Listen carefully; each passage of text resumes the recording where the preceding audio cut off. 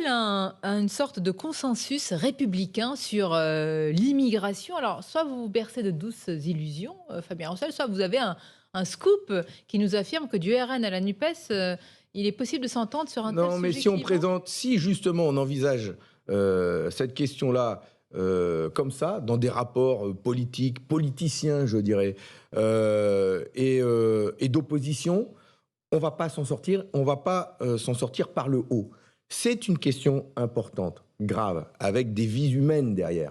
Il y a des questions de droits de l'homme, il y a des questions liées à la dignité humaine. Et donc, plutôt que de s'écharper, de faire la course à l'échalote derrière l'extrême droite notamment, pourquoi ne travaillons-nous pas à écouter celles et ceux qui travaillent sur ces questions-là, des responsables associatifs aux responsables d'institutions importantes qui ont eu à gérer l'OFPRA, les demandes d'asile, la question des travailleurs sans papier. Pourquoi ne travaillons-nous pas? C'est pas possible. Avec... La droite veut l'obligation pour les demandeurs d'asile de formuler leur requête avant d'être sur le sol. Des quotas ou la possibilité de soumettre la politique migratoire à un référendum, tout ça. Quelles sont les logiques de la droite? Il faut les interroger. Qu'est-ce qu'ils veulent, eux? D'abord, ils s'attaquent à l'état de droit. Maîtriser l'immigration. Ils s'attaquent à l'état de droit. Ce qu'ils proposent d'ailleurs, demandent à ce que notre Constitution soit révisée. Enfin, ils s'attaquent au regroupement familial. Bon, je pense qu'ils ne sont pas sérieux. Mais, ayons un débat. Ayons un débat large, avec l'objectif d'avoir le consensus le plus large, en donnant tous les éléments à la population, pas des faux chiffres, pas des fake news, pas faire peur, mais travaillons ensemble à cette question-là qui est importante avec la crise climatique. Bien sûr, il va y avoir on va avoir à gérer tout ça ensemble, et pas que la France. Pour vous, c'est légitime. Comment? Lorsque la droite dit il faut réformer la Constitution, c'est légitime pour vous?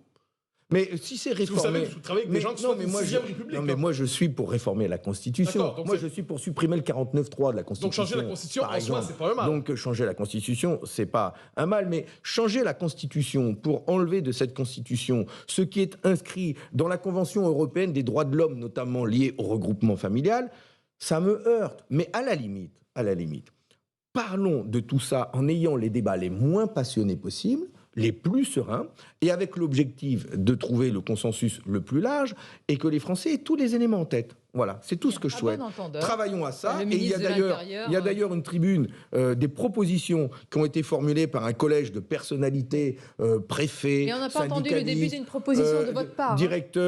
L'ancien directeur de l'OFPRA que j'ai rencontré, Pascal Brice, notamment à Saint-Brévin. Bref, il y a des propositions sur la table. Étudions tout ça sereinement et nous avancerons. Et nos propositions, et le Parti communiste français, sur cette question importante, fera des propositions qui concernera autant les personnes, les étrangers qui viennent dans notre pays, le droit d'asile, le travail, mais ça concernera aussi les travailleurs français. Nous sommes tous concernés par cette question-là et nous ferons des propositions. Vous parlez de sérénité.